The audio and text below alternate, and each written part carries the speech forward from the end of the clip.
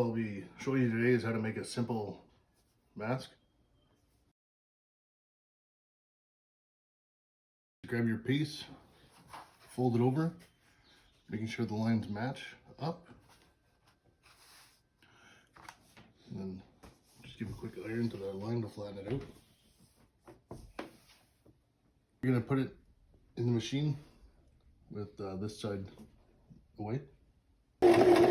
Done is sewn all the way around. I started maybe 2 inches from the top, sewn around the whole box, maybe 2.5 inches up, just leaving a gap enough where you can flip it inside out.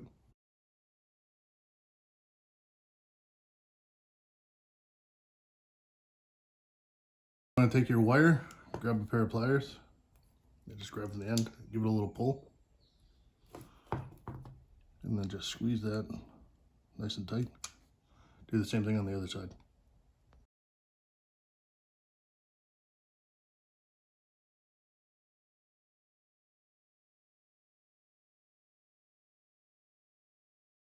After you finish sewing that, you can see the little pocket that you've created at the top. Just grab your wire and feed it in through there. Just try and get it as centered as possible.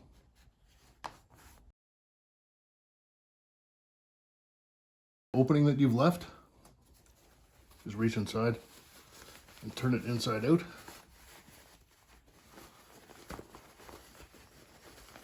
Ensure that you press the corners out as far as possible.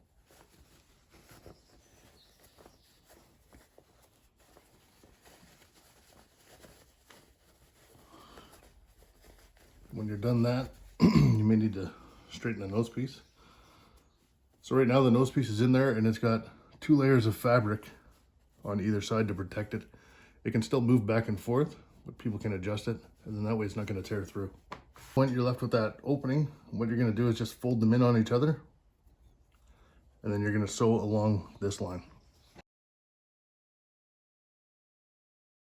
I've just enclosed it, so now you have a fully sealed bag which won't fray. The point it calls for you to mark at the 1.5 inch, another 1.5, 1 inch, 1.5, and it'll leave a 1 inch from the bottom. To do your pleats, you can do that or just eyeball it. I find that works just as well, as long as they're even.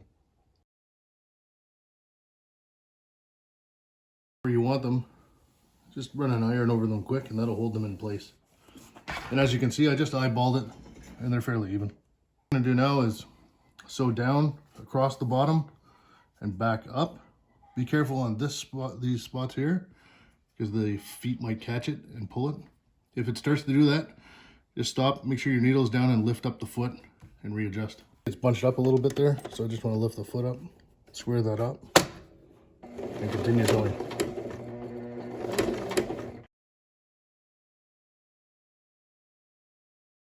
So as you can see, it's sewn down, and across and back up.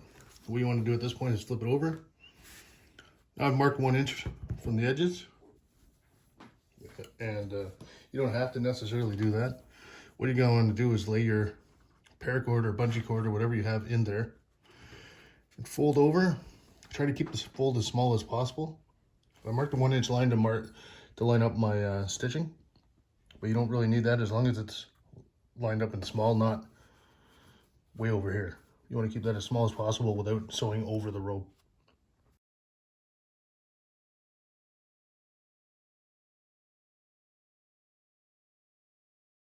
Some parts throughout, it's going to be quite thick, so you'll feel the machine bog down possibly a little bit. You might have to walk it by hand.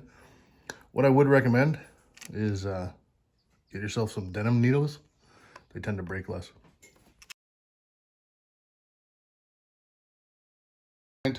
All that's left is to tie the knots.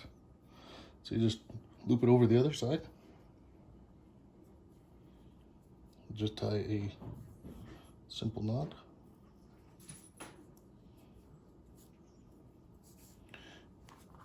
Then back over to the other side.